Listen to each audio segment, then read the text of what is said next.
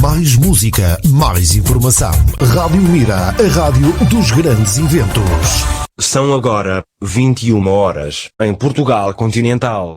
Rádio Mira, meios e serviços de comunicação, produção de spots, rádio e TV, animação de espaços comerciais, rádio indoor, som ambiente. Ligue já 925-455-896. A Rádio Mira em todo lugar. www.radiomira.pt. Quintas-feiras, 21 horas, na Mira do Ambiente. Informação e sensibilização ambiental. Programa quinzenal produzido e realizado por Joana Lima e Tiago Cruz. Conhecer é proteger, na Mira do Ambiente. Quintas-feiras, 21 horas, na Rádio Mira.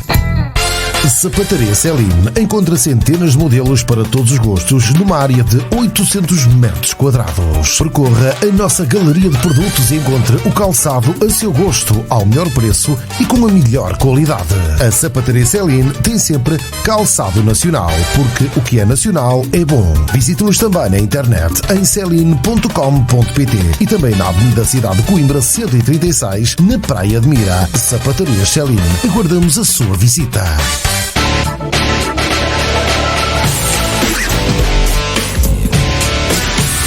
Chegou ao sítio certo. Esta é a sua estação. Soundwave Audiovisuais, lugar de equipamento audiovisual para conferências, concertos, karaoke, desfiles de moda, casamentos, grupos folclóricos e muito mais. Soundwave, som com boa onda. Contacte-nos. Telemóvel 924 118 399 em Mira.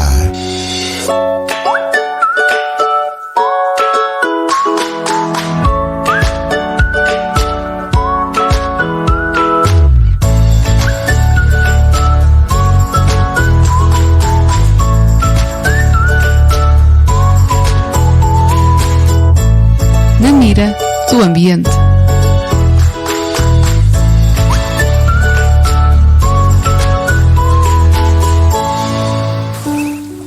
Boa noite, sejam bem-vindos à 28ª emissão do Na Mira do Ambiente. Hoje, com o convidado especial, ecólogo e promotor das Charcas de Noé, Jael Palhas. E também, se vocês já têm, para aqueles que têm acompanhado o nosso programa, estão a conhecer a cara que está ao lado do Jael Palhas, o Sr. Pedro Mónica da Associação Charcos e Companhia. Boa noite para os dois. Olá, boa noite. Obrigada por terem aceitado o convite em estar aqui connosco nesta emissão. Mas antes de iniciarmos a nossa rubrica, a conversa com o Tiago tem sempre uma palavrinha para vocês. Neste caso são várias palavras, não é só uma. Antes de mais, boa noite a todos os que nos estão a ver e ouvir. E como sempre, como não poderia deixar de ser, vou começar com a pergunta ao ouvinte. E a pergunta desta semana é: destas plantas, qual a que não é exótica invasora? Temos 4 hipóteses de resposta, como sempre, sendo a A, lírio amarelo dos pântanos, a B, elódia densa, a C, erva pinheirinha e a D, azola. Neste caso, a pergunta e as hipóteses de resposta estão a passar em rodapé no Facebook, como não poderia deixar de ser, como é hábito já. E podem deixar a vossa resposta nos comentários ao direto. Exatamente, e vou já começar por ver aqui um bocadinho do Facebook. O Joaquim Silva é sempre o primeiro a chegar. diz: boa noite Rádio Mira, na Mira do Ambiente, deve ser boa noite também. Muito eu estava aqui a tentar perceber aqui. E pergunta depois logo de seguida: temos prémios hoje? Não temos. Quando tivemos prémios, por incrível que pareça, quando tivemos prémios, o Joaquim não participou. Exatamente, a única vez. Estava a jogar no Euromilhões nesse dia. Dizer boa noite à Adília Santos, que nos está a ver, Jorge Mesquita. Adília Santos diz boa noite. Boa noite. Herculano Carvalhosa também nos está a ver, boa noite para o Herculano também. Muito boa noite. E vamos passar já direto à próxima, neste caso à única. Única não, nós temos ecossugestão também. Temos ecossugestão, pronto. Vamos passar à conversa. À rubrica.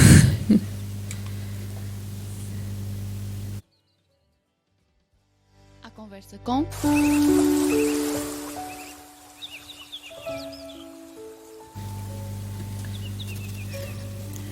Hoje estamos muito bem acompanhados com o Joel Palhas, mestre em Ecologia e um dos promotores do projeto Charcas Noé, e também com o Sr. Pedro Mónica, da Associação Charcos e Companhia. Como é costume, no início de cada rúbrica do A Conversa Com, fazemos uma breve apresentação do nosso convidado. Portanto, como a Charcos e Companhia já cá esteve, vou fazer uma apresentação de Joel Palhas. Então, nasceu em Lisboa em 1984 e mudou-se para a Figueira da Foz com 3 anos, idade em que começou a desenvolver a sua paixão pelos charcos e pelos anfíbios. Em 2006, licenciou-se em Ecoagroturismo pela Escola Superior Agrária de Coimbra e em 2010 completou o grau de mestre em Ecologia Aplicada pela Faculdade de Ciências e Tecnologias da Universidade de Coimbra. O estágio de bacharelato e a tese de mestrado foram trabalhos de inventariação e caracterização de locais de reprodução de anfíbios na planície dunar entre Quiaios e Mira. De 2010 a 2014, foi investigador no CIBIO, Centro de Investigação em Biodiversidade e Recursos Genéticos, que pertence à Universidade do Porto, onde era responsável pela coordenação da implementação da campanha Charcos com Vida. Desde junho de 2017, é investigador no Centro de Ecologia Funcional, isto na Universidade de Coimbra, onde desenvolve investigação com plantas invasoras. Em paralelo, tem-se dedicado à interpretação do património e à educação ambiental sobre o tema das invasões biológicas e dá apoio em projetos de gestão e controle de plantas invasoras e conservação de zonas úmidas. A 1 de outubro de 2019, portanto muito recentemente, surgiu a Charcas de Noé, um projeto de conservação in situ e ex situ de plantas aquáticas e controle de espécies invasoras aquáticas no Baixo Mondego e região da Gândara. Este ano, iniciou um doutoramento em Ciências Agrárias e Ambientais na Universidade de Évora e o seu trabalho foca-se no estudo da conciliação entre a agricultura e a conservação da biodiversidade, no caso dos arrozais. Isto é um vasto currículo e vai de norte a sul do país. Quais são as universidades que faltam? Ainda faltam algumas. Ainda faltam algumas. Então, Dr. Joel, a paixão pelos anfíbios e charcos começou em tenra idade. 3 aninhos. Como surgiu essa paixão? Na realidade, antes de eu começar a andar, já sabia gatinhar até à estante e trepar à segunda prateleira para ir buscar os livros de animais e, portanto, começou mais cedo. Mas, assim, quando mudei para a Figueira da Foz, é preciso dizer que quando mudei para lá, minha avó foi trabalhar numa escola que tinha sido acabada de construir na várzea e que à volta da escola eram só charcos e, portanto, muitas vezes o meu tempo livre era passado ali à volta a brincar nos charcos e a brincar com as ranzinhas e tudo, e, portanto, foi nessa altura que comecei a explorar mais esta área e a aproximar-me destes ambientes. No fundo, agora estou a fazer um pouco o mesmo que fazia com 3 anos, mas de forma mais técnica. Um bocadinho. Mas esta história é muito comum, muita gente que trabalha nesta área, que é, na infância brincamos muito mais próximos destes ambientes e de animais e de plantas que víamos quando éramos pequenos, e mais tarde, quando nos apercebemos que muitas destas plantas, destes ambientes ou destes animais começaram a desaparecer, isto de alguma forma toca nas nossas memórias. Mas aí também é o reverso da medalha. Quem cresce no meio da natureza muitas das vezes não dá importância de vida. Às vezes não dão importância, mas quando se começa a perceber que isto tudo já desapareceu, isto ao longo do meu percurso, e como estive muito tempo a fazer educação ambiental sobre estes temas, é frequente as pessoas dizerem: pois, eu quando era pequeno brincava nos charcos e via os girinos, e depois às vezes até nos aconteceu muitas vezes, por exemplo, com presidentes de junta e tudo, onde íamos fazer palestras, e eles diziam: pois, era naquela área. Depois, passados uns dias, escrevem-nos: pois, eu voltei àquele sítio, já não tem nada disso, agora aquilo são centros comerciais, são eucaliptais, e desapareceram todos esses sítios. Pois, e então, basicamente, quando decidiu fazer o curso superior, já sabia exatamente o que queria.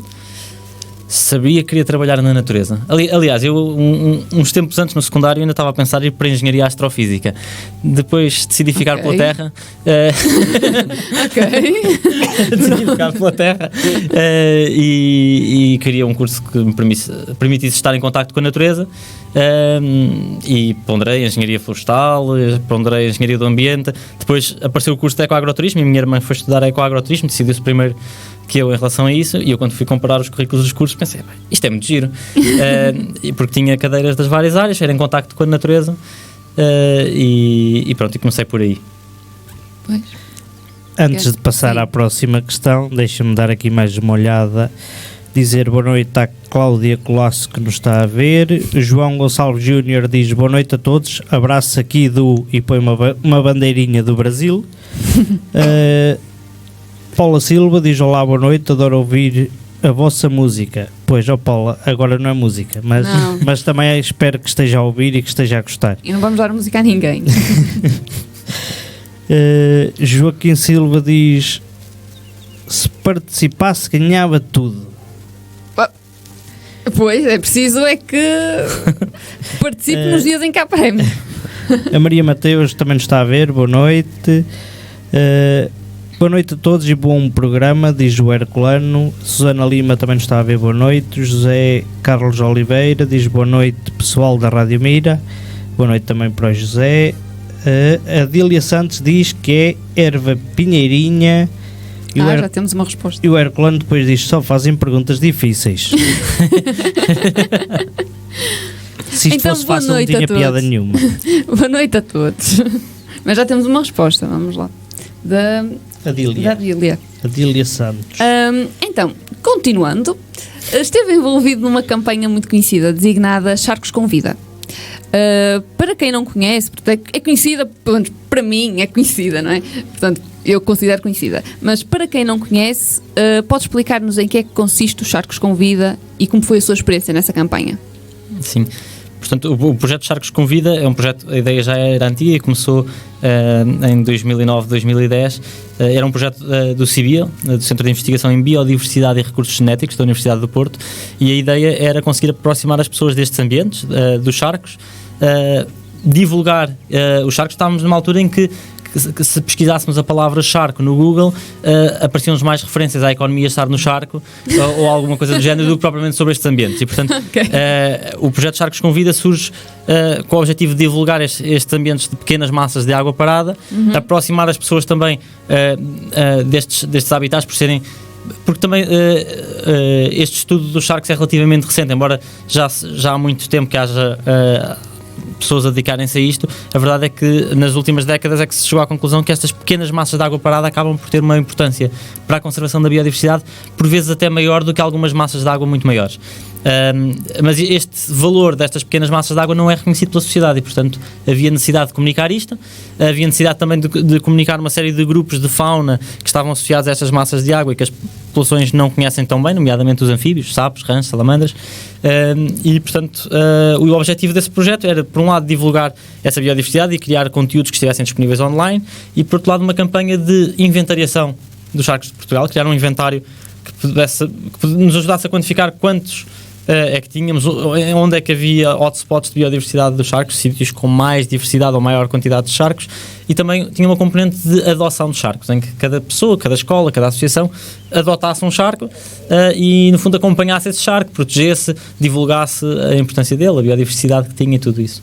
E, portanto, foi uma campanha na qual me deu muito, muito prazer trabalhar. E continua a Charcos com Vida, não continua? Sim. Continua. Agora está no CIMAR, outro Centro de Investigação da Universidade do Porto. Mas a campanha continua? Sim. E, portanto, é charcos, isto é tudo com charcos. É Charcos com Vida, a Charcos e Companhia. E foi numa dessas campanhas que eu conheci o GL. Foi no Charcos com Vida? Numa formação e foi no Saco. Sim. Fizemos um charco que acho que ainda está lá. Sim. Pois, uma das minhas perguntas é como é que a Charcos e Companhia e o GL, portanto, qual é a ligação? A ligação foi essa, conhecemos, assisti a muitas palestras do GL, porque dá muito entusiasmo ver o gosto que ele tem pelos charcos e pelos anfíbios, e participei em muitas atividades, até que ele acho que se fartou de mim e disse temos de fazer uma atividade com a tua associação. Já agora, antes de continuar, e já que estamos com o tema em charcos, vou fazer um pedido ao Pedro. Abrir um bocadinho o casaco para as pessoas poderem ler Charcas de Noé, que é outro projeto. Exatamente. Já vamos falar dele. É outro projeto em que nós ajudamos o GEL. E portanto, lá está, nós estamos aqui para falar principalmente das charcas de Noé, que essa é a novidade. E portanto, para elucidar os ouvintes, o que é, como surgiu e o que é que fazem? Sim. Sim, só 3 perguntas numa. Ok. Isto é para ser difícil. Não, este projeto já, a ideia já vem sendo maturada há muito tempo. Portanto, eu comecei por trabalhar há muito tempo com anfíbios e na altura... Desde os 3 anos de idade, portanto? Desde os 3 anos de idade que eu trabalho com anfíbios. Mas desde o bacharelato que eu comecei a dedicar-me ao estudo dos anfíbios, na altura numa perspectiva de turismo científico, depois mesmo de conservação, depois mais na ótica de educação ambiental, e obviamente como estava nestes ambientes que são muito pouco conhecidos pela sociedade, os anfíbios, e desde miúdo que eu gostava muito mais dos animais, e a minha avó dizia, mas eu também, as plantas são fantásticas, e eu pensava sempre nos botânicos como, sim, as plantas são giras, mas os animais mexem-se, têm olhinhos pois. E tal. Normalmente é isso. E então quando se fala de rochas? E então quando se fala de rochas, mas se calhar isto é um caminho, há pessoas que começam logo a perceber, a gostar disso. Eu fui desenvolvendo muito mais tarde, sempre apreciei as plantas, mas comecei a perceber a importância que elas tinham no ecossistema. As plantas no fundo são a base de todo o ecossistema, são os produtores primários, são os que fazem a fotossíntese. Além disso há uma diversidade enorme e interessantíssima de plantas, e um dos problemas da ciência é que nós, para percebermos muito de uma área, acabamos por nos especializar e às tantas estamos num sítio muito interessante só a ver uma pequena parte do que lá existe. E comecei a interessar-me mais pelas plantas e comecei-me a perceber que efetivamente havia plantas muito interessantes e que eu não as conhecia, que os anfíbios podiam estar, alguns deles em pior estado de conservação, mas que mal ou bem se iam conseguindo ver ainda por todo o país, mas que as plantas raras eram mesmo muito raras e que havia plantas endémicas e que só existiam em sítios muito especiais, que havia plantas que estavam na lista das que existiam em Portugal, mas que nós andávamos, corríamos o país todo a ver charcos e nunca as tínhamos visto, e comecei a perceber que as plantas não estavam assim em tão bom estado de conservação, e pior é que não havia tanta gente assim a estudar plantas, e que quem estudava plantas não estudava plantas aquáticas, e havia pouquíssima gente a dedicar-se às plantas aquáticas, e comecei a sentir a responsabilidade de, já que eu ando nos charcos, deixa-me cá ver o que é que vive aqui dentro também, em termos de plantas, e comecei-me a perceber, por exemplo, que aqui em Mira há plantas raríssimas a nível nacional, e nesta área que era a área entre a Figueira e Mira que eu estudei mais tempo, e comecei a sentir a responsabilidade não só saber reconhecê-las, mas de procurar onde é que elas estavam e de começar a divulgá-las. E entretanto, como comecei a trabalhar com o projeto das invasoras e com a divulgação de plantas invasoras, quando nós começamos a olhar para o que é nativo, que está a desaparecer tudo, e para a quantidade de invasoras novas que estão a chegar o tempo todo, começamos a perceber que isto realmente está a ficar num estado complicado e que é urgente fazer alguma coisa. E o projeto das charcas de Noé surge como resposta a isto, quando surge como necessidade de fazer um projeto que conseguisse, de alguma forma, ajudar a conhecer mais das plantas aquáticas da região, conseguir também perceber tanto as invasoras, que invasoras novas estão a chegar, as raras, onde é que elas estão, o que é que ainda há aqui, e há uma lista enorme de plantas desaparecidas que nos interessa salvar e que interessa-nos ver se efetivamente ainda estão por cá.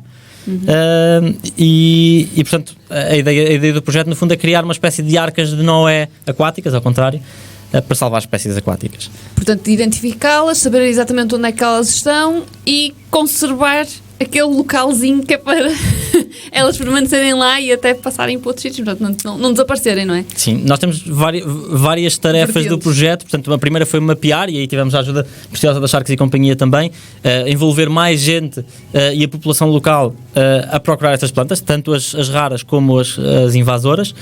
Outra tarefa que foi conservação in situ, portanto tentar salvar as plantas no sítio onde elas estão, aqueles sítios que têm plantas raríssimas na região, tentar melhorar o estado de conservação delas e garantir que elas não desaparecem. A conservação ex situ, que é pegarmos em algumas, colhermos algumas para cultivar e para, por exemplo, manter nos jardins botânicos, etc. Uma tarefa de requalificação de charcas ornamentais. Nós temos muitas vezes no meio das cidades e tudo, pequenas massas de água urbanas com fins decorativos e tudo, que frequentemente ou não têm nada de jeito em termos de plantas aquáticas, ou têm plantas invasoras. E portanto a ideia foi pegar em algumas destas massas de água e requalificá-las e pô-las com água limpinha, com espécies nativas e que se permita aí divulgar estas espécies, mostrar que também temos espécies nativas muito bonitas e que estão a desaparecer e ajudar a salvar. E depois uma tarefa de comunicação para fazer chegar a mensagem a mais gente e com os painéis de interpretação e tudo. Não, espera, deixa-me... Sim, está bem, eu deixo. E já vamos aqui rir-nos um bocadinho. Pedro Miranda diz boa noite, charcos. É para boa vocês. noite, primo. Susana Lima também diz boa noite. Hermínio Rocha, boa noite para Hermínio que nos está a ver. Celeste Ferreira diz boa noite, Rádio Mira, aqui de Aveiro. A Inês Mourão também nos está a ver, boa noite. Olá, Inês. Ricardo Filipe Santos Pires diz boa noite do Canadá. Uau. Brasil, Canadá. já temos Suíça também, e aqui é logo Portugal aqui e já várias regiões de Portugal. Boa noite, Mira, aqui da Suíça. E ele diz também os meus sentimentos à família do Dário de Carmeu e diz que é assim a vida. Foi um rapaz que faleceu hoje, se não me engano. Helena Clara diz boa noite e depois diz AB. Deve ser a resposta B. Digo eu. Se calhar é só a abreviatura de abraço. Também pode ser. Eu acho que é para mim. Mas diz A espaço B, por isso eu fico na dúvida. A resposta o Herculano Carvalhosa tem aqui uma pergunta ao Jael. Quantos anos tem a barbicha ou é postiça? Está demais. Não. 10 anos em junho. Faz 10 anos em junho. Tem quase 10 anos. Está respondido, Herculano. Eu quando eu conheci era mais pequenina. Eu? Não, agora. Boa noite ao Ricardo Diniz, que também nos está a ver. Preciosa Marques diz boa noite para todos desde os Estados Unidos. Fixe. Com bem, estamos muito internacionais. Muito Excelente. E eu, para a Helena, claro, vou perguntar-lhe se ela queria dizer que era a resposta B. Ou se estava entre A e a B, também podias. Também pode ser A e B. Mas pronto. Então, já não sei, estás a ver, Tiago, cortaste-me o raciocínio e eu agora eu ia fazer a passagem de uma pergunta para um para o outro. Mas eu li a perdi-me. pergunta do Herculano para o Jael e tinha que ler isto agora. Então, aqui as charcas de Noé surgiu, pelo menos tipo, no Facebook, em outubro. Mas então já tinha um histórico antes. Não, o projeto, isto foi um projeto financiado pelo Fundo Ambiental. Portanto, e foi um projeto que... Pronto, olha, a pergunta seguinte já está respondida. que foi montado enquanto projeto e foi feita a candidatura em julho. Portanto, no fundo, para enquadrar algumas ações que já estávamos a começar a fazer e que queríamos fazer, mas estes projetos do Fundo Ambiental são... nós tivemos a resposta em setembro e, portanto, era um projeto que era para executar entre setembro e dezembro. Pois. E portanto são daqueles projetos que vão ser muito giros, não foram? Foi mesmo muito rápido. Conheço mais ou menos esse tipo de fundos. Então este projeto está mais ou menos ligado à Associação Charcos e Companhia, porque eles acabaram por... começaram por mapear, não foi? Portanto, ajudaram... Eles pediram-nos ajuda para andar aqui na zona. Andam aqui a par, é como se fizesse também... Portanto, a associação é como se fizesse parte da equipa das charcas, não é? Não? Eu preciso perceber isso. O organigrama é complicado. O próprio nome, Charcas de Noé, também por causa das Charcos e Companhia? Será? Não foi por causa dos charcos. Na realidade, isto foi um projeto candidatado pelo IPC, pelo Instituto Politécnico de Coimbra. Eu sou investigador do Centro de Ecologia Funcional e o Centro de Ecologia Funcional, desde o ano passado, tem oficialmente um grupo também na Escola Superior Agrária no Instituto Politécnico de Coimbra. E, portanto, a candidatura foi efetuada pelo Instituto Politécnico de Coimbra, mas um dos objetivos do Fundo Ambiental e desta candidatura para conservação era não só fazer conservação, mas envolver a população na conservação e fazer com que a população compreenda os valores naturais e se aproprie deles e portanto... E como nós queríamos trabalhar esta questão dos charcos e das plantas aquáticas, e as Charcos em Companhia é a associação mais ativa a trabalhar com charcos na região. Sim. E sediada mesmo junto à área de Rede Natura 2000, Dunas de Mira, Gândara e Gafanhas, que era uma das áreas que íamos prospectar, portanto esta área da Gândara e das dunas Sim. litorais, e portanto tínhamos uma associação muito ativa, especialista no tema, que já tinham descoberto espécies interessantes na região, já nos estavam a ajudar neste trabalho de mapeamento das plantas, até no âmbito da lista vermelha, e o Pedro Mónica ajudou-nos também, e já vamos falar disso se calhar daqui a bocadinho. E portanto pareceu-nos óbvio que era a forma melhor de conseguir envolver mais gente neste mapeamento participativo, ir buscar a Charcos e Companhia para colaborar connosco. Exatamente. Portanto, agora vou passar a pergunta que vai estar à frente, já foi respondido. E então, que ações específicas a Charcas de Noé já desenvolveu? Eu sei que não foi muito tempo, mas nós somos ambiciosos. Exatamente. Sim.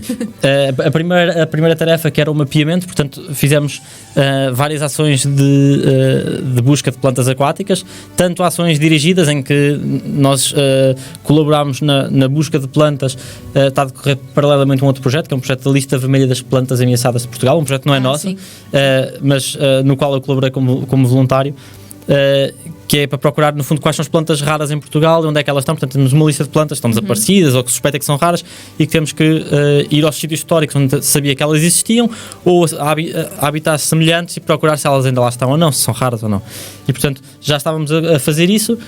Para além disso, fizemos umas atividades com a Charcos e Companhia, que foi a Charcos que organizou, que foram os Charca Blitz. Portanto, foram ações de mapeamento participativo em que se convidava voluntários, mesmo que não percebessem nada de plantas, a juntar-se a nós, e depois, com a ajuda de uns pequenos guias de identificação e de aplicações de mapeamento de biodiversidade, tanto de invasoras como de nativas, fomos correr aí zonas úmidas à volta. Espreitar os poços. E agora, Lagoas, todos os dias que olho para um poço, dá-me vontade de ir lá ver o que é que ele tem.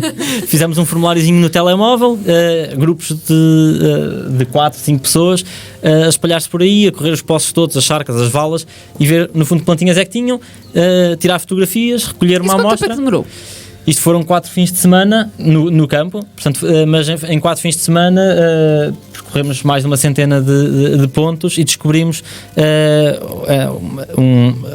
para uma das espécies quase duplicámos a área ou o número de pontos conhecidos dessa espécie em Portugal. E portanto é um resultado muito bom. Como é que em 4 fins de semana, com voluntários que não percebem nada de plantas... Mais ou menos que área?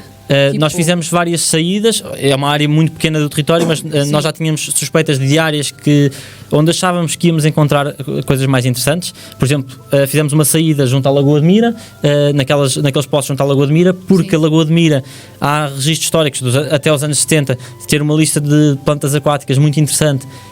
E tinha um conjunto de espécies que desapareceram de Portugal todo e, portanto, para algumas das espécies emblemáticas, como a Sagitária, que é uma planta com folha em forma de seta, muito bonita, que cresce dentro d'água, foi um dos últimos pontos onde foi vista em Portugal. E portanto está aqui representada na t-shirt e no logo do projeto Charcas de Noé. E portanto nós fomos a sítios onde sabíamos que estas espécies tinham existido no passado e percorremos pequenas massas de água isoladas lá à volta, na esperança de que elas desapareceram da lagoa, até porque a lagoa teve problemas de poluição, de espécies invasoras, mas podem ter sobrevivido em alguma massa de água isolada lá perto onde não tinham chegado essas ameaças. Não encontramos a Sagitária ainda, não desistimos ainda, mas encontramos outras que estavam consideradas raras e descobrimos que pelo menos nesta zona de Mira não são assim tão raras, nomeadamente a Wolfia, que é a planta com flor mais pequena do mundo, é assim uma bolinha minúscula. Tudo bem que é uma planta que passa facilmente despercebida, mas há poucos dados em Portugal e mesmo com botânicos agora durante o projeto da lista vermelha, à procura dela em muitos sítios, não havia assim tantos locais onde ela fosse comum. E aqui na área entre Quiaios e Mira, nos poços, ainda encontramos muitos, e em algumas lagoas ainda encontramos muitos sítios com ela. É sempre bom saber que Mira, para além do potencial que nós achávamos que tinha, ainda tem maior potencial. É sempre interessante. Eu não respondi à pergunta toda. Além da Wolf, eu queria dizer uma coisa, que é plantas carnívoras. Esta é uma das zonas com plantas carnívoras muito interessantes, nomeadamente plantas que comem mosquitos. E que comem larvas de mosquito. E, portanto, essa já é um jeito assim no verão, dava jeito de ter em casa. Não. Dava. E a verdade é que poços que têm mais o tricolária, que é o nome dessa planta carnívora, têm menos mosquitos, porque no fundo os mosquitos vão lá pôr os ovos e depois nascem as larvas e são engolidas pelas plantinhas, que elas comem as larvas. E portanto nós no fundo não conseguimos mapear a área toda, percorrer a área toda, mas fizemos uma saída em Mira, duas saídas na Tocha, uma saída passámos pelo Seixo, em Quiaios, em Maiorca. Portanto, neste arco aqui de zonas úmidas entre Mira e Montemor, que era uma das áreas com mais registros históricos de maior biodiversidade aquática, das espécies de plantas aquáticas em Portugal, e com maior probabilidade de encontrarmos estas plantas desaparecidas.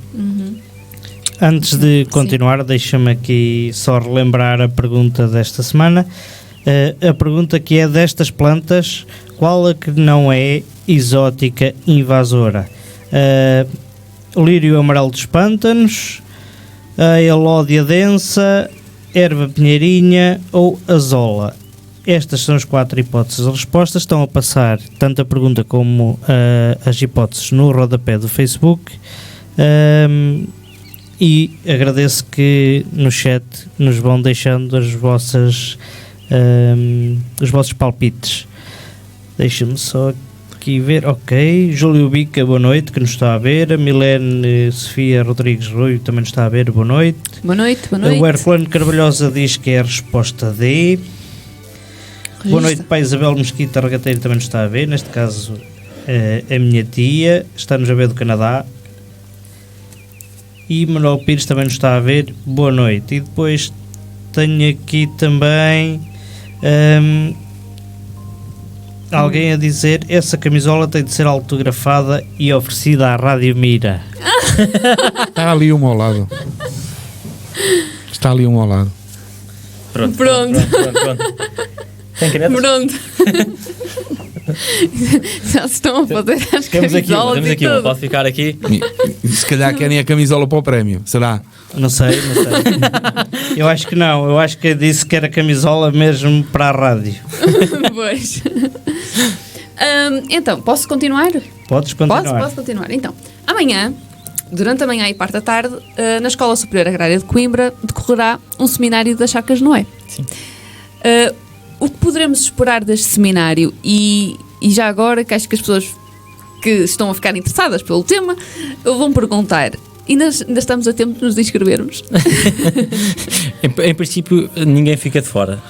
Mesmo que se esgotem os lugares, muitos podem ficar no corredor. Fora nunca ficam. Não.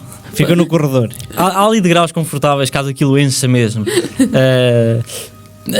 Amanhã vamos ter o seminário das Charcas de Noé. O objetivo deste seminário era partilhar aquilo que foi o trabalho deste projeto, partilhar o que foram as metodologias, o que foram os resultados, e também, no fundo, marcar um encerramento público do projeto. Já agora, uma pergunta: metodologias, resultados, querem partilhar isso, mas e algum artigo científico na calha? Em princípio esperemos que até dê mais que um, mas em princípio pelo menos um há de sair com os resultados do projeto, e portanto estamos a trabalhar nisso. Saíram resultados interessantes, e é sempre importante publicar não só para a comunidade científica, e os artigos científicos servem para isso, mas convidar toda a população a saber o que é que se passou, a poder fazer perguntas às pessoas, à equipa, e portanto o objetivo... E tomar medidas de conservação daquilo que vocês descobriram. Portanto, o objetivo é quebrar as barreiras que há entre a comunidade académica e a população, e portanto tanto na produção do conhecimento nós envolvemos a população que veio e esteve a mapear connosco estas espécies, como nesta parte em que estamos a tentar divulgar o que foi o trabalho para que consigam repetir as boas práticas e não repetir as asneiras. É bom juntar tanto a comunidade científica, porque vêm colegas também de outras universidades e de norte a sul, e vêm participar. Tudo. Eu já sei, porque eu já vi o programa, mas as pessoas que estão a ouvir não. Se calhar, algumas sabem. Sim, nós temos vários elementos do projeto a apresentar cada uma das partes do projeto. Temos também dois colaboradores que foram dos voluntários mais ativos também, que fazem parte da Sociedade Portuguesa de Botânica, e que foram dos voluntários mais ativos no mapeamento das plantas aquáticas, a nível nacional para o projeto da Lista Vermelha, e de alguma forma o trabalho coordenado por eles foi o que inspirou também este projeto, que é o de Schwarzer e a Cláudia Schwarzer, que trouxeram aqui a mira em 2013, sim, foi em 2013, já há 7 anos, que trouxeram aqui a mira um grupo de especialistas de plantas aquáticas do Instituto Internacional de Conservação da Natureza, e pediram para lhes ir mostrar os charcos melhorzinhos que havia aqui, para ver se descobriam alguma coisa rara, e foi aí que descobriram uma lista de plantas raras naqueles charcos onde eu ia sempre ver anfíbios e que não ligavam muito àquelas ervas que estavam lá à volta, pensava que eram como as dos outros charcos, e descobri que havia coisas raríssimas aqui, e portanto eles vêm cá e vão partilhar um pouco a experiência deles de trabalho, e em conjunto connosco vamos dar à tarde, na parte da tarde, uma oficina prática de identificação de plantas aquáticas. Já estou inscrito. Porque o problema é que as pessoas reconhecerem animais às vezes já é complicado. Distinguem uma vaca de uma galinha e tal. O pior é que reconhecem um leão e um tigre. É isso. Às vezes reconhecemos melhor as coisas que há do outro lado do mundo. Sim, porque é o que vem nos livros, é o que vem nas revistas, é o que vem nos documentários. Pois. E por vezes não conhecemos o que é ao lado da nossa casa. E depois há uma coisa que se chama o plant blind, nessa cegueira das plantas, que é as pessoas não veem plantas, veem verde. Sim. E portanto, saber distinguir as plantas ainda é mais complicado. Agora, quando estamos a falar de plantas que vivem dentro d'água, aí já nem lhe chamam plantas, chamam-lhe limos, e aquilo já não interessa. E o que acontece muitas vezes é que mesmo os botânicos, e eu costumo fazer muitas vezes a piada que os botânicos se dissolvem em água porque eles andam à procura das plantas todas à volta de uma lagoa, e são capazes de ir lá dezenas de botânicos e não ver que plantas é que estão debaixo d'água, mesmo que tenham folhinhas flutuantes. Se forem nenúfares ainda reparam. Sim, são mas são grandes. a verdade é que as É uma flor muito bonita. às vezes é preciso entrar lá para dentro, ou meter um caiaque à água, ou pegar numa cana de pesca e improvisar um arame lá na ponta e arrastar para fora. sim, e portanto por vezes é preciso material diferente para conseguir ver estas plantas. E depois a identificação também, há pouca gente a trabalhar com isso, há menos experiência, e há muitas delas que ainda por cima fazem híbridos entre elas, o que às vezes complica. E portanto o objetivo deste seminário é, por um lado, partilhar... Isso não era para mim, pois não, dos híbridos. Não. Já voltamos a falar disso. Descobrimos um híbrido novo aqui na região, no quintal dele. Mas eu não fiz nada, está lá no... mas, portanto, o que Agora mesmo que queira semear o quintal, já não Não, posso. está numa pia em agora água. Está numa Está numa pia. pia em água, já lá está há uns anos. Eu não me lembro de onde é que eu recolhi. Sei que achei piada e gostava de ter lá uma planta aquática lá na pia. Estava debaixo da torneira e assim, olha, fica bem aqui. Ficou lá, está lá estes anos todos. Agora vão-vos dar. Até ao dia que o GL olhou para ela e começou a dizer que aquilo era fantástico. Eu, isto para mim é muito e é uma espécie nova para Portugal, um híbrido novo para Portugal, que neste momento ainda não descobrimos de onde é que ele vem na natureza, porque o que acontece muitas vezes... Do tanque. Nós estamos à procura... Há 3 sítios que foi de onde eu recolhi plantas, e só pode ser destes 3 sítios. Um deles foi aqui da Lagoa, o outro é na Bala, que está mesmo de frente à minha casa, lá do outro lado, um bocadinho mais afastada, e o outro foi das Levadas do Boco, é de um desses 3 sítios. Eu penso que foi da Lagoa ou da Bala em frente à minha casa, que foi os sítios onde eu recolhi há mais tempo, mas não me lembro. Para perceberem um bocadinho o que estamos a falar, imaginem uma mula, um híbrido entre um cavalo e um burro, ou uma burra. Agora, isto na natureza acontece tanto entre animais como plantas. O que acontece é que nós temos plantas que são do mesmo género, que são parecidas, neste caso 2 espécies diferentes de espiga d'água, do género Potamogeton, e que vivem na região.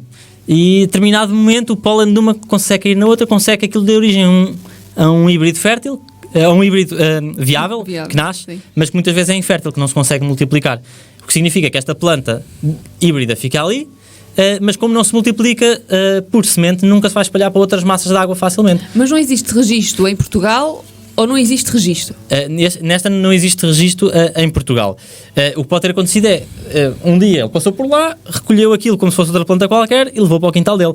Entretanto, como esta planta não produz semente, se houver uma limpeza de vala, por exemplo, e se arrancar este híbrido, que pode demorar milhares de anos até haver outro evento de hibridização e da semente cair no sítio certo e germinar, sim, sim. Portanto, pode não voltar a acontecer tão cedo. Se matar este híbrido na vala onde ele estava ou na lagoa onde ele estava, pode não voltar a acontecer tão cedo e pode perder este híbrido Sim. E portanto, Não vendo. Aquele tanque é uma relíquia Não está neste a ver. momento. Vai para um museu. Agora vou ter de eletrificar a casa toda à volta para não irem lá ao tanque. mas, não é tanto assim, até porque o que acontece é que nós temos muitas espécies deste género em Portugal e quase todas podem fazer híbridos entre elas, portanto pode ser muito mais frequente ter híbridos destes, os vários diferentes, do que se pensa, só que estão mal estudados.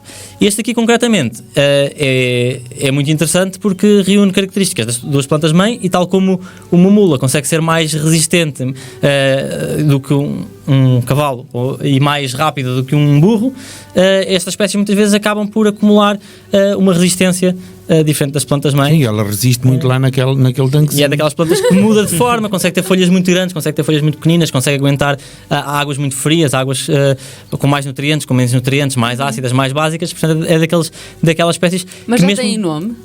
esta É que não tiver nome, era Monicensis ou Tanquicensis. Não, por acaso, esta já tem nome, existe noutros países também, já foi testada noutros países. Em Portugal é que ninguém tinha reparado que esta espécie existisse. E portanto, é Potamogeton sparganifolium. Tem folha de espargano. Ainda até hoje não aprendi o nome. Mas por acaso tivemos, durante este projeto da lista vermelha, foram encontradas outros híbridos, portanto, e estamos neste momento a tentar publicar esse trabalho. Um deles, durante alguns meses, ainda esperámos que fosse um híbrido novo para a ciência e que ainda lhe pudéssemos dar o nome. Entretanto, descobrimos que não, já foi descoberto em Itália o mesmo híbrido 2 anos antes. Mas pronto, foi a segunda vez no mundo que alguém reparou naquela planta, o que é sempre uma emoção. E mostra-nos que ainda hoje em Portugal é possível descobrir coisas novas para Portugal. E é possível descobrir até coisas novas para a ciência. Uma das plantas que desapareceu da região e que chegou a ser vista aqui penso que foi na Lagoa de Mira, eu não quero induzir em erro, não sei se de cor, que é uma das espécies que só há poucos anos é que se confirmou que existia em Portugal, que é o Potamogeton Schweinfurti. Esta ainda tem um nome pior. É alemã. Essa é da Alemanha, de Mas o que é giro nesta é que esta planta, como se descobriu há pouco tempo que havia em Portugal, os híbridos desta com todas as outras espécies aqui de Portugal e da Europa não estão conhecidos, portanto é possível descobrir híbridos novos para a ciência.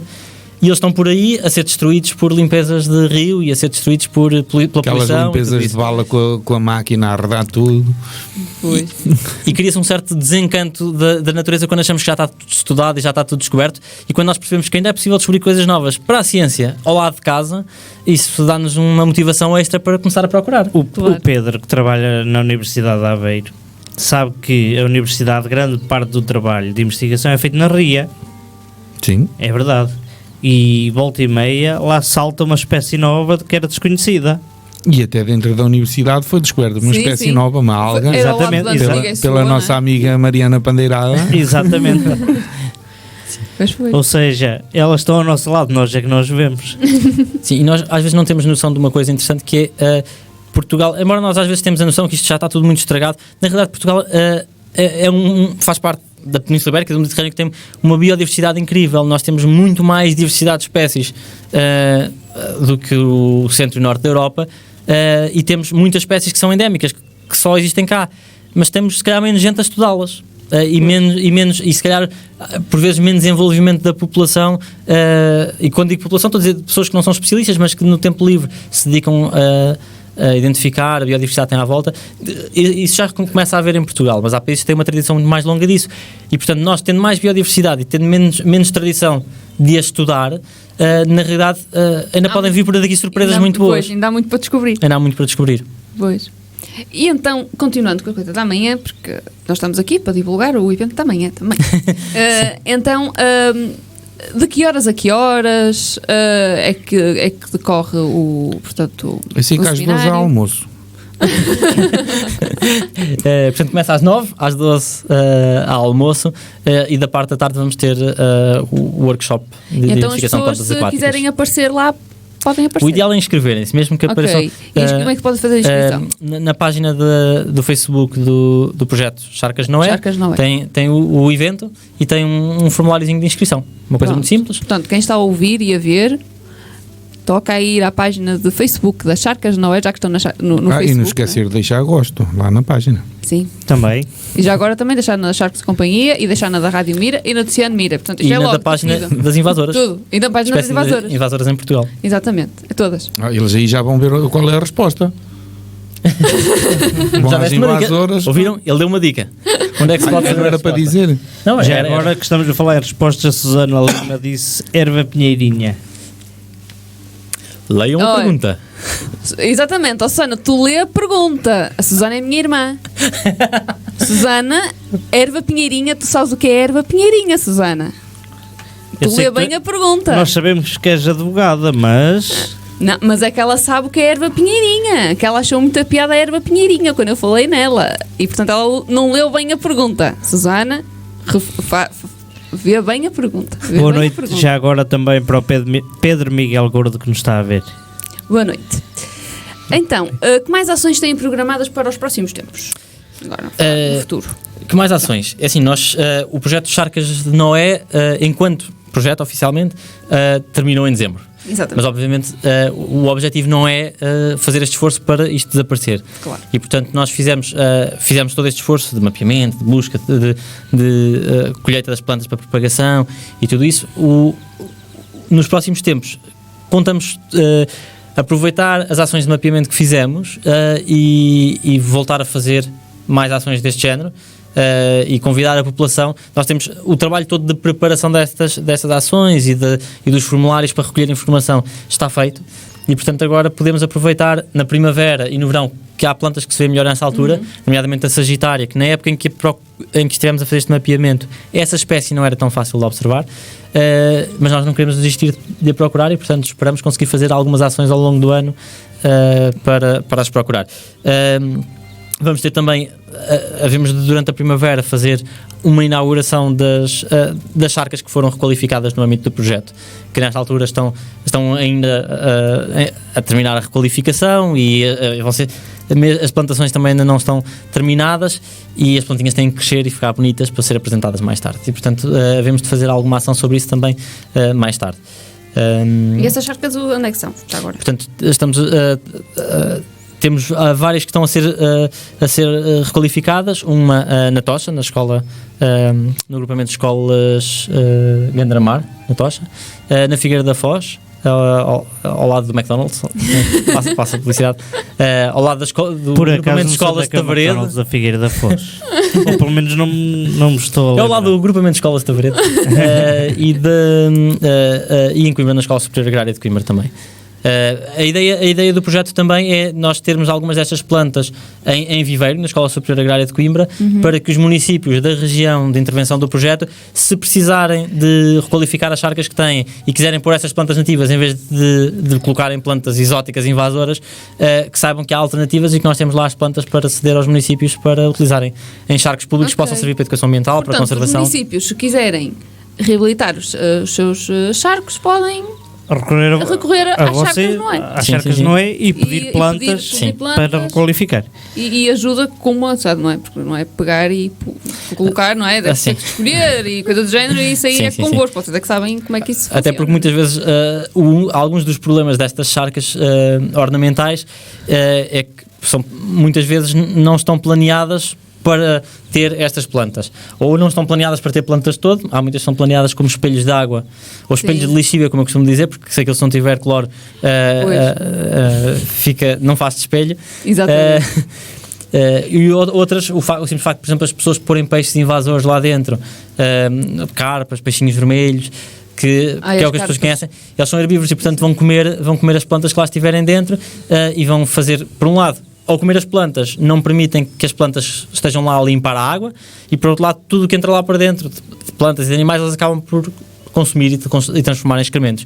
E portanto, o frequente nestas massas de água é termos água suja, verde, opaca ou castanha, com peixinhos exóticos e pouco mais. E portanto o objetivo é que mais municípios tenham bons exemplos com água limpa, transparente, com plantas aquáticas e plantas bonitas nativas, e que as pessoas comecem a descobrir que temos plantas nativas muito, muito bonitas. E podem ver na página do projeto Charcas Noé algumas dessas plantas. Queres falar, Antes de continuar, quero. A Susana diz o seguinte: não li o não, então não faço ideia. Depois diz, se calhar o lírio parece mais normal para ser nativo. Não sei o que são as outras. Pronto. Susana, Então eu vou mudar. acho que fazes bem a tua mudança parece-me bem. Ainda bem que tu não leste o não. Senão, quando eu estivesse contigo, assim, o quê? O que é que tu respondeste?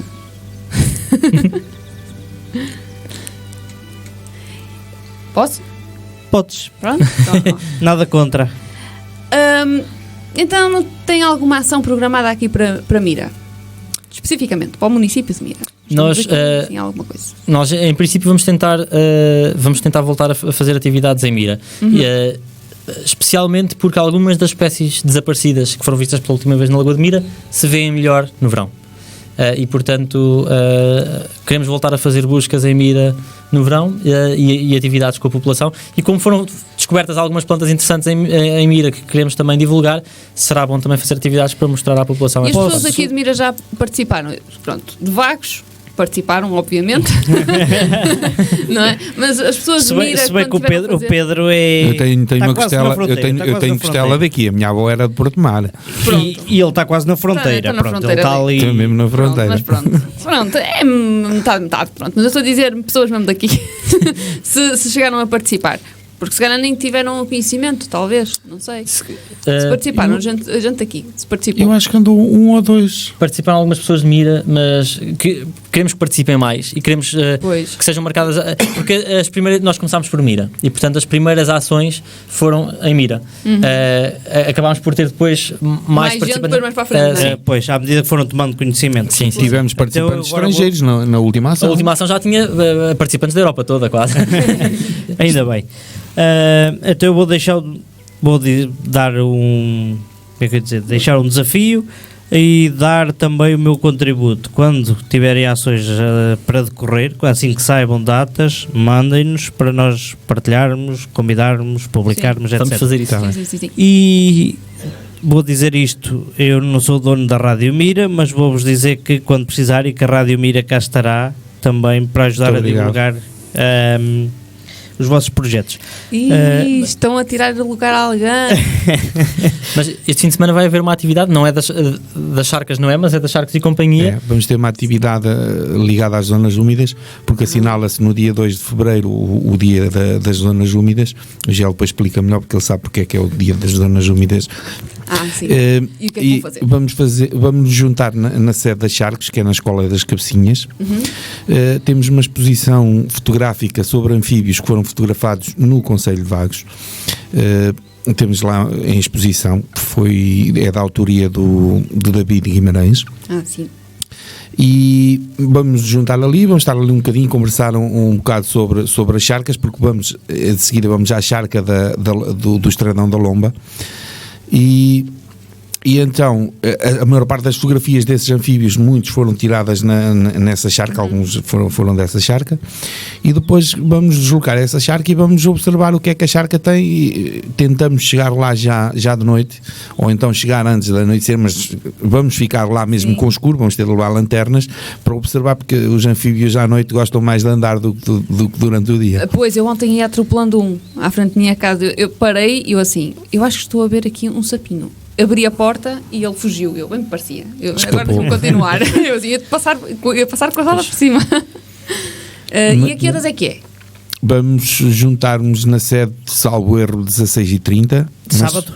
Não, no domingo. É no dia 2. É mesmo no dia 2. Okay, vamos assinalar mesmo no dia 2. Porque no sábado de manhã temos uma outra atividade que é a RAM na vagueira da observação de aves. Então para o dia não ficar muito subcarregado. Porque nós não somos muitos. E então vai ser às 16h30. Na Escola das Cabecinhas. Na Escola das Cabecinhas, na escola primária, na antiga escola primária. E depois vamos sair dali, vamos nos juntar para não ir em todos os carros, 100 pessoas, vamos nos juntar em alguns carros e vamos até à Lagoa da Lomba. E pronto, vamos fazer ali uma caminhada e uma observação daquilo que aparecer. Já agora, mais uma questão para o Jael, antes de continuarmos, neste caso não é de Facebook a minha, deixa-me só dizer boa noite à Ana Neves que nos está a ver. Boa noite, Ana. Boa noite. A questão é, as plantas, neste caso aquáticas, que vocês têm identificadas, algumas é possível trazê-las a estúdio? Seria possível. Por acaso não, até me passou isso pela cabeça hoje. Não, mas Então vais eu lá. aqui Podia ter trazido aquela rara. a questão era divulgar basicamente o que vocês vão fazer amanhã num programa de rádio.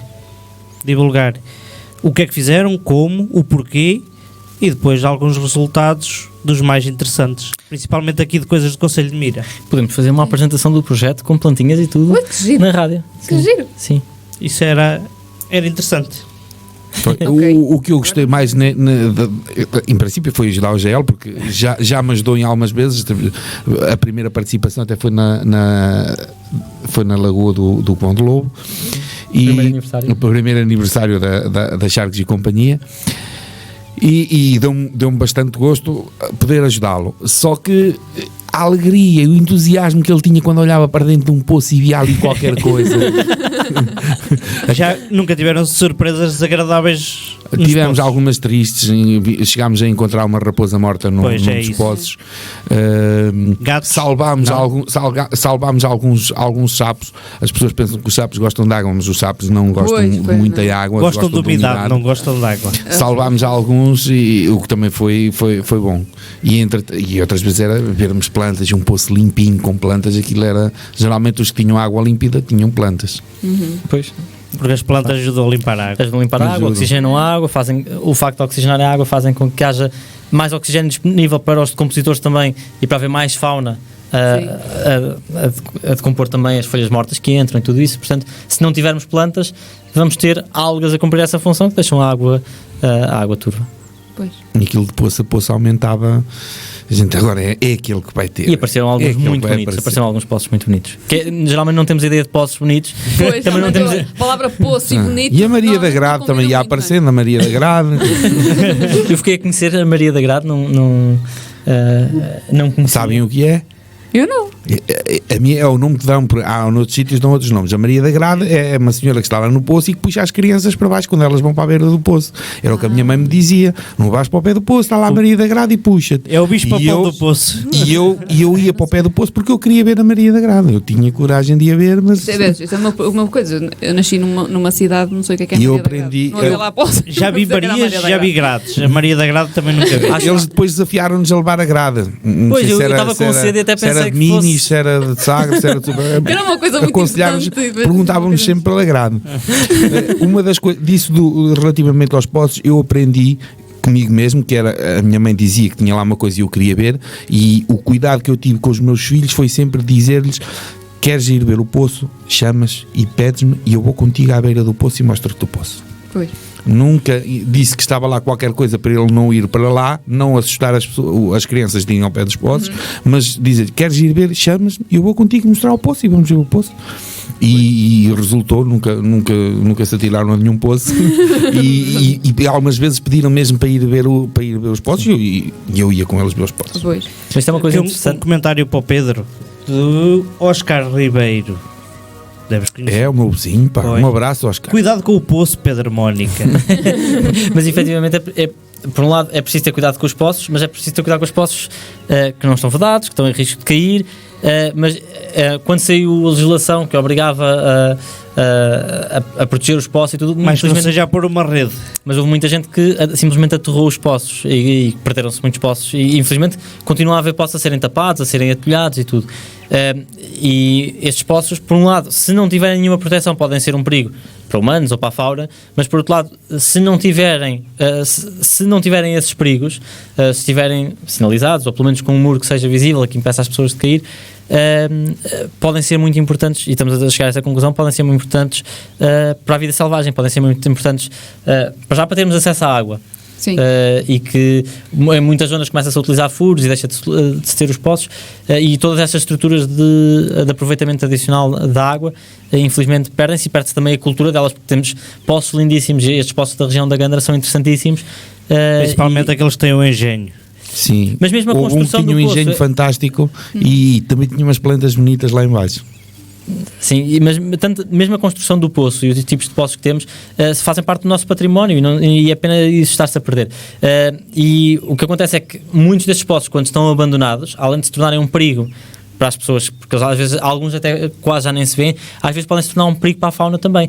E o que acontece é que, por exemplo, a partir do momento em que não há um muro ou que o muro tem interrupções, Lá está o caso da raposa. a raposa, encontramos um corvo marinho morto lá dentro também, muitas vezes mesmo pequenos animais, as salamandras, os sapos, que são terrestres, gostam de ir à água, mas gostam de conseguir sair, quando temos poços com paredes verticais, especialmente quando são daqueles já de tijolo, que elas não têm como se agarrar, acabam por morrer lá dentro. Se forem daqueles ainda de pedra ou de adobo, muitas vezes eles conseguem trepar e tudo. Sim, mas estes poços que têm poços, e quem diz poços diz tanques, diz às vezes até estruturas mais recentes e mais baixinhas, mas que para um animal pequeno são uma armadilha mortal. E por vezes quando vemos aqueles poços todos tapados com lentilha de água, às vezes é sinal de que tem muitos nutrientes lá dentro, e esses nutrientes vêm de algum lado, e pode ser simplesmente de animais que vão morrendo lá dentro e que provocam a eutrofização do poço, ou seja, a acumulação de nutrientes, e fica totalmente tapado. Bem, esta pergunta aqui vocês foram acabando por responder, que é quais são as vossas prioridades e principais preocupações com este projeto. Portanto, acabaram por responder, não é? Ao longo do programa. Portanto, acho que posso avançar. Agora, uma questão. Num cenário pós-fogo, que foi isso que vocês acabaram por estudar, não é? Quais foram os principais desafios na implementação deste projeto? Por um lado era uma oportunidade para algumas coisas, porque havia zonas que estavam completamente tapadas de vegetação e que nós agora com o incêndio conseguimos perceber as zonas úmidas que existiam no meio da mata, que nós não tínhamos reparado nelas, e que como já tínhamos fotografias aéreas do ano a seguir ao incêndio, conseguimos perceber que havia ali algumas zonas que valia a pena explorar e que havia charcos que nós não tínhamos reparado neles. E que algumas plantas até que possam estar desaparecidas, há esperança de que apareçam nestes charcos que agora ficaram sem sombra e que ficaram sem sombra, ficaram com sol. Sim, ficaram com sol nesta altura, e algumas plantas que podem estar desaparecidas podem germinar agora e estar invisíveis. Por outro lado, depois do incêndio, especialmente nesta zona que temos algumas plantas invasoras que beneficiam dos incêndios para se multiplicarem, como as acácias, temos áreas que na fotografia aérea eram um terreno limpinho, porque eram fotos pós-fogo, e que quando fomos ao campo fazer a prospeção, era um acacial denso de acácias de 2 metros de altura, em que nós não conseguimos dar com os poços nem com os charcos lá no meio, e que houve um dos sítios no Casal de São Tomé em que o grupo se dividiu, foram um grupinho para cada lado, e um dos grupos só encontrou um poço a tarde toda, porque eles até podiam passar ao lado dos poços, mas aquilo eram acácias tão densas que eles não viam para além de 20. E o poço ficou mesmo no caminho, apareceu.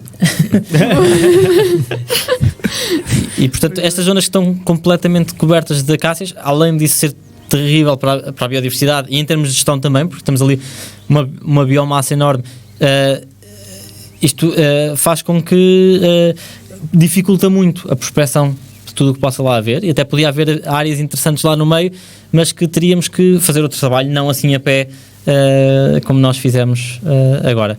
E o que era preciso era, em algumas dessas zonas, conseguir, mais até do que andar a plantar árvores, a retirar as invasoras que nasceram depois do incêndio, enquanto elas são pequeninas, enquanto se arrancam, e antes que deem semente. Portanto, houve vantagens e desvantagens, não é? Houve.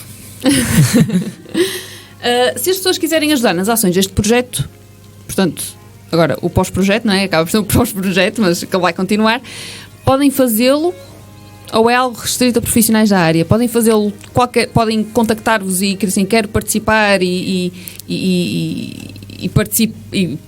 participarem em todas as ações, ou há coisas que não podem participar de todo? Isso já percebi que não é? Podem participar nas ações que vocês até estão a pensar fazer no futuro. E como é que podem fazer para se voluntariarem, para poder ajudar neste projeto?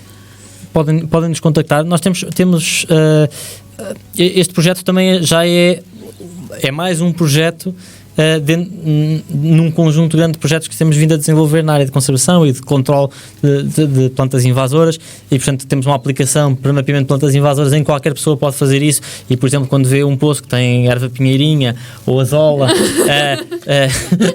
por exemplo, ou já aparece, por exemplo, aqui ainda não apareceu na região Elódia densa, mas aparece a Elódia do Canadá na Vala Real, por exemplo, e quando aparece alguma destas plantas invasoras, colocarem, por exemplo, na aplicação das invasoras, invasoras.pt, em invasoras.pt, E já está atualizado? Ele estava em remodelação? Estão a atualizar agora, vai sair uma nova aplicação. Por causa da erva das pampas, não é? Porque não é só por causa da erva das pampas. A especificar-se para as ervas das pampas. Nós estamos a remodelar a aplicação que, por exemplo, ainda não dava para iOS, não dava para iPhones. Agora estamos a fazer uma nova aplicação que, além de ter algumas informações novas que eram importantes, vai ser mais fácil de atualizar, de acrescentar novas espécies. A legislação das plantas invasoras foi atualizada este ano, portanto entraram muitas novas para a lista que vamos ter que acrescentar agora à página e à aplicação para que as pessoas possam mapear. Infelizmente também já detectámos mais algumas novas espécies invasoras em Portugal e durante este projeto houve mais 2 detecções uma delas não foi uma detecção porque encontramos uma referência bibliográfica que já cá estava,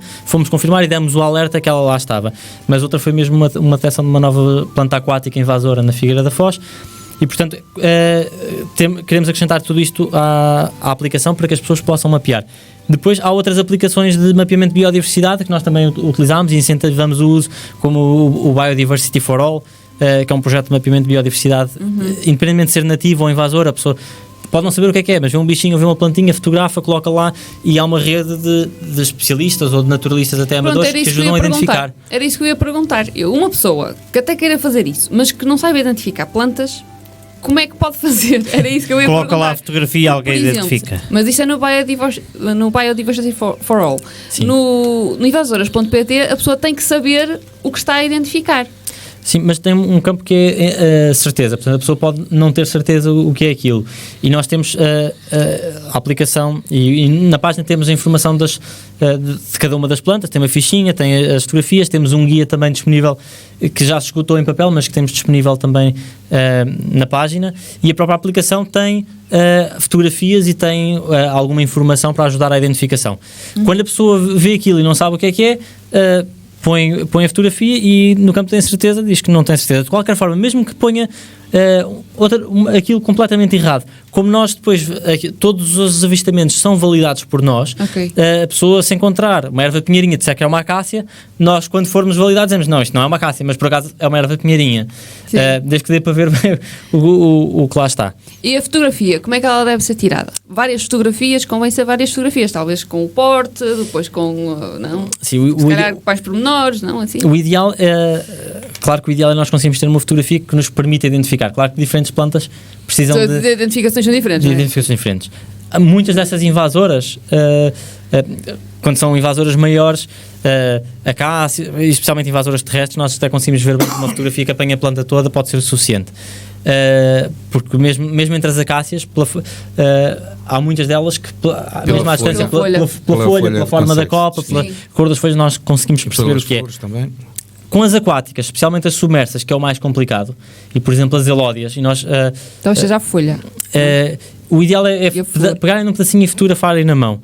E há uma característica nestas submersas que é muito importante, que é quantas folhinhas aparecem em cada nó. Há plantinhas que só têm uma folha em cada nó, tem um espacinho de caule, tem uma folhinha, tem outro espacinho de caule, tem outra folha. E há outras que têm no mesmo nó várias folhas, que é o caso das elódias, em que a elódia do Canadá, que já foi detectada aqui em Mira, na Vala Real, tem 3 folhinhas em cada nó. A elódia densa tem 4 ou 5 folhinhas por cada nó. A elódia africana, que foi detectada no Mondego agora há poucos anos e que é das piores, porque cresce muito mais, tem um desenvolvimento muito maior e pode causar problemas muito mais graves também, só tem uma folhinha por cada nó. E portanto, quando a pessoa fotografa uma planta dessa, o ideal é, em vez de fotografar que está ali qualquer coisa dentro d'água, fotografar um pedacinho na mão e, se puder, fotografar de maneira que dê para ver a inserção das folhinhas no caule. E com isso já é mais que suficiente para identificar. Pronto. Antes de continuar, deixa-me só dizer boa noite ao Ricardo Costa, que nos está a ver, Jorge Jesus também. Boa noite. Graças a Tila também nos está a ver, boa noite. Boa noite a todos. Toda a gente? Ok. Então, tanto um como o outro, gostariam de deixar alguma palavra aos nossos ouvintes, tipo um alerta, uma sugestão, qualquer coisa sobre... O Pedro vai dizer amanhã não, sábado às 8 da manhã na Praia da Bagueira. Amanhã às 9 horas. Sim, em Coimbra. Pois, está. No sábado às 8 horas na Praia da Bagueira, junto ao Casa Blanca. E no domingo na Escola das Cabecinhas às 16h30. É isso, logo os 3. Isso. Há uma coisa que eu gostava de lançar assim o desafio, que é, nós agora andamos à procura de algumas destas espécies desaparecidas, algumas delas podem ser muito discretas, mas algumas são bonitas e são grandes e são bastante visíveis. E há algumas que é muito fácil que alguém, como a Sagitária, que tem folha em forma de seta, flor roxa, portanto não há muitas plantas na nossa flora que têm a flor branca e roxa e com a folha em forma de seta. Essas plantas ainda podem estar por aí perdidas num poço qualquer, e nós estamos aqui a dizer que elas estão desaparecidas em Portugal, e alguém diz, isso, mas isso tenho no meu poço, eu todos os anos arranco aquilo. Isso é uma praga. Isso é uma praga. Algumas destas que são raríssimas a nível nacional podem, em algum cantinho do território, ser super comuns, e isso já nos aconteceu até a nós, que plantas que tínhamos num poço, uma das lentilhas de água, e as lentilhas de água são aquelas plantinhas pequenininhas que estão a flutuar na água, e em que para um leigo, como eu era leigo de plantas há uns anos atrás, olhava para aquilo, eram lentilhas de água, e afinal há várias lentilhas de água, algumas são raríssimas, outras são muito comuns e outras são invasoras.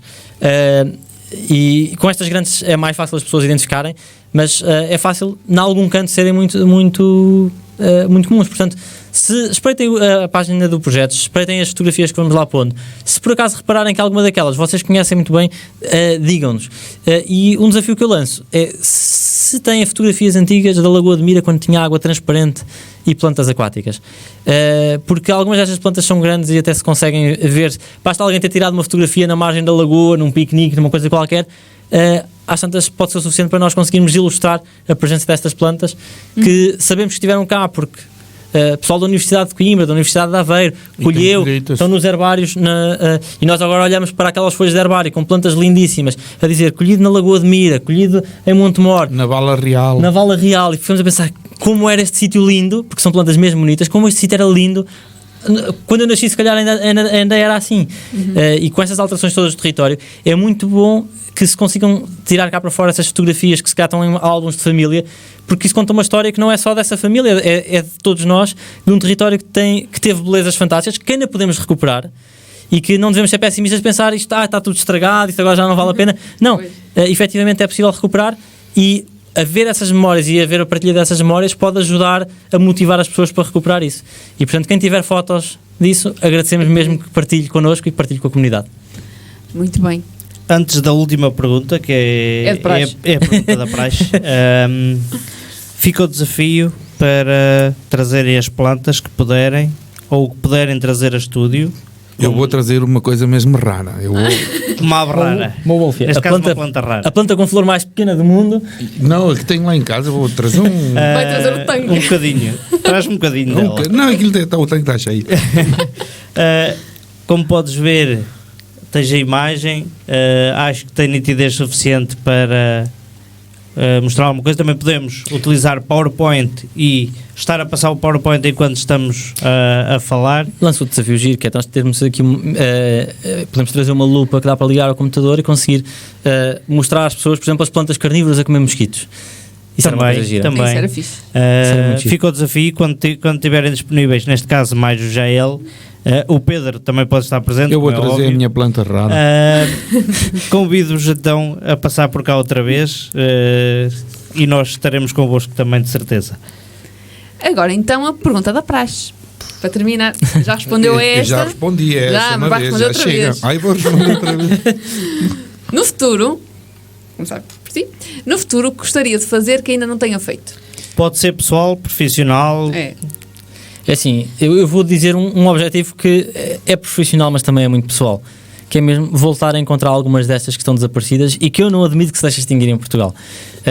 E as que estão no logo do projeto, nomeadamente a Sagitária, que a Lagoa de Mira foi um dos últimos sítios onde foi vista, é daquelas plantas que é tão linda e que é...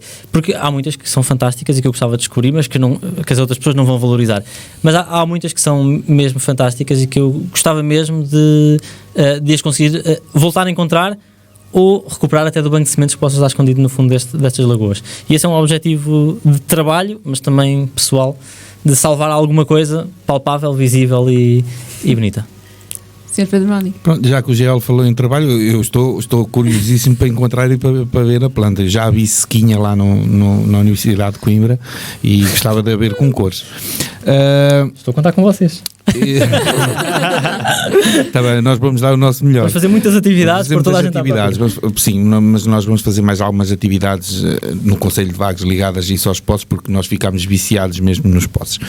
Eu gostava de acreditar muito que eu tenho lá outra planta em casa. E eu fui recolhida num dia que estava à pesca. E ela veio um bocado na cana e eu ainda a tirei fora. Depois veio outro bocado a seguir e eu assim, não, vou guardar, que isto até é engraçado, que isto está nos aquários. E eu gostava muito que essa planta fosse uma das desaparecidas. Ainda não está confirmado. O Gel diz-me que não, mas eu acredito. É a parente exótica que se vende para os aquários e que se espalhou para a natureza e que foi detectada aqui em Mira. Eu acho que não é a parente exótica.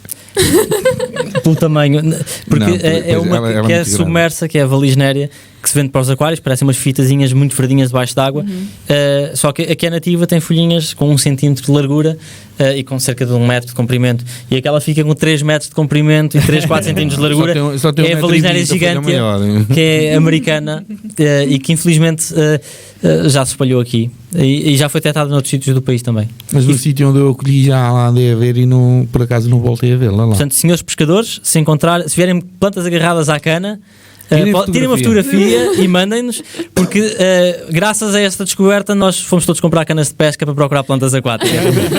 Até andámos a pôr uma GoPro na ponta de uma linha para andar a filmar o fundo das valas para ver se descobríamos estas plantas. Que técnica! Isto é uma aventura fantástica.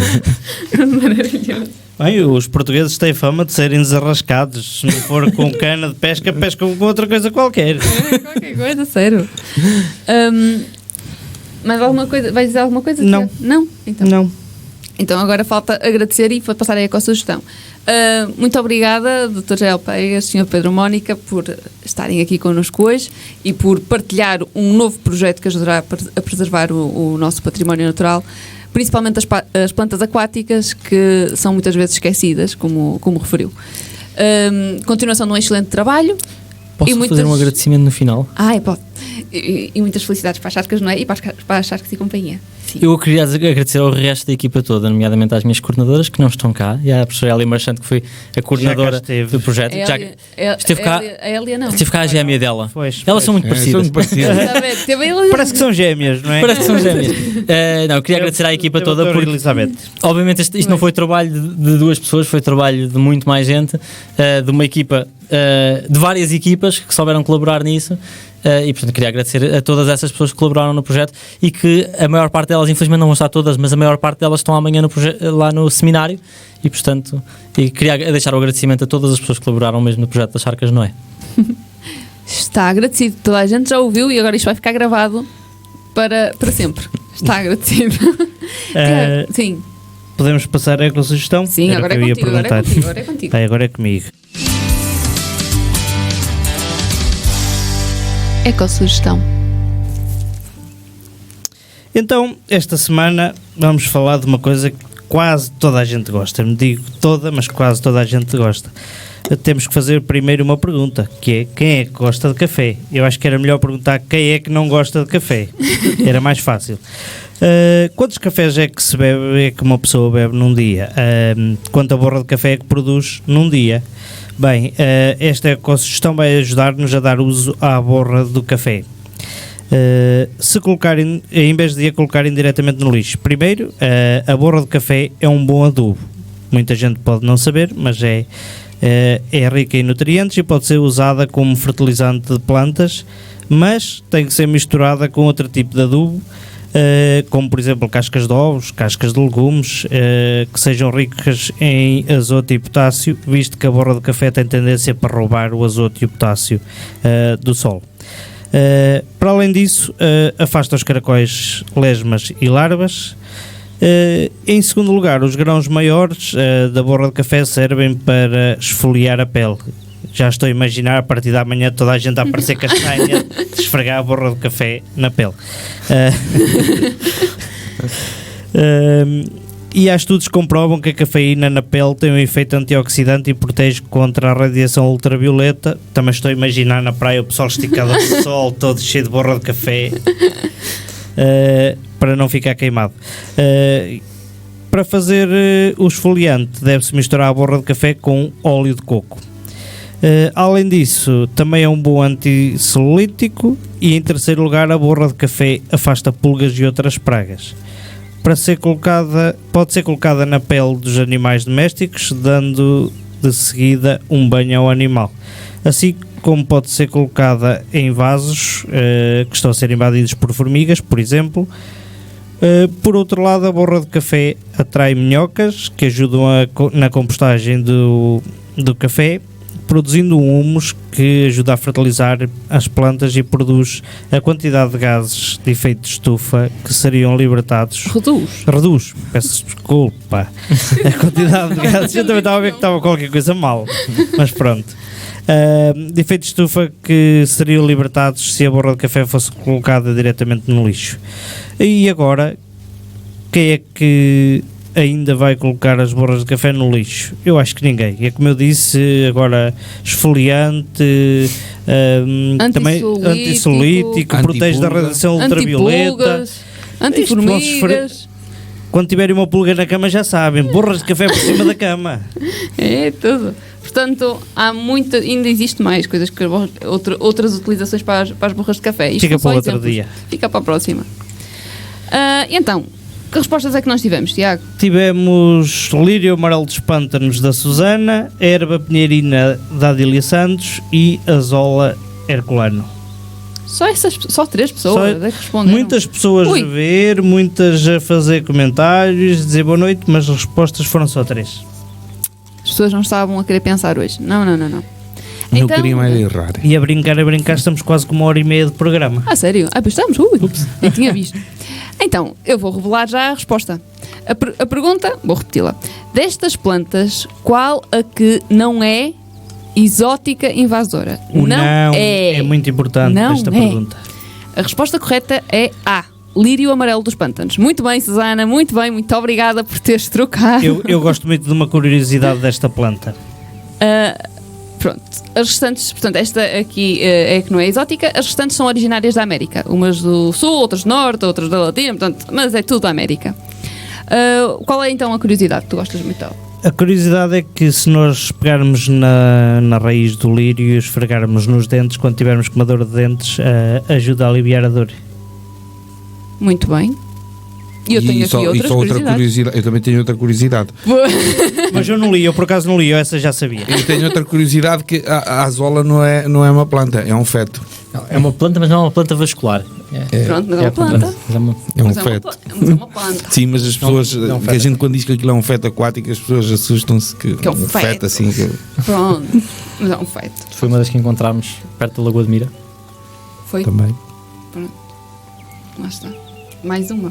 A lista das negras, das montanegras. Então, para além dessa curiosidade, o lírio amarelo dos pântanos é uma planta que habita às margens e leitos dos cursos de água e que dá uma flor amarela muito bonita. Que eu já fotografei muitas vezes. Também eu. Na Lagoa de Mira, na verdade.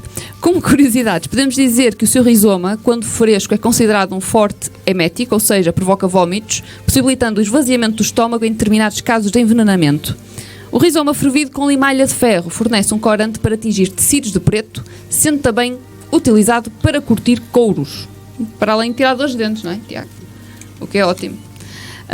Portanto, chegamos ao fim do nosso programa, quase 1h30 de programa, espetacular.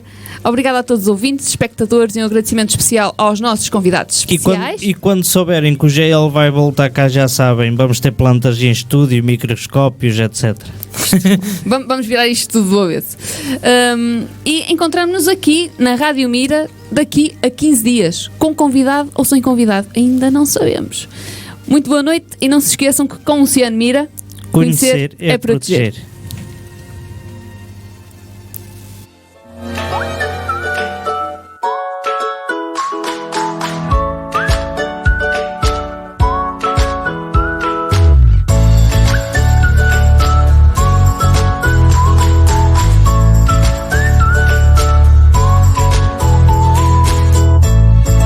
Ciano Mira, conhecer é proteger.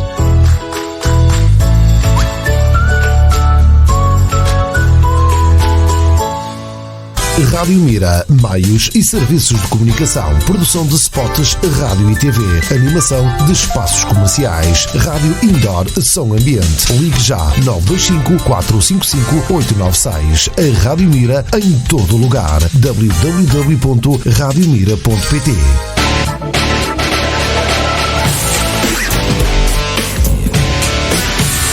Chegou ao sítio certo. Esta é a sua estação. Som do Wave Audiovisuais, alugar de equipamento audiovisual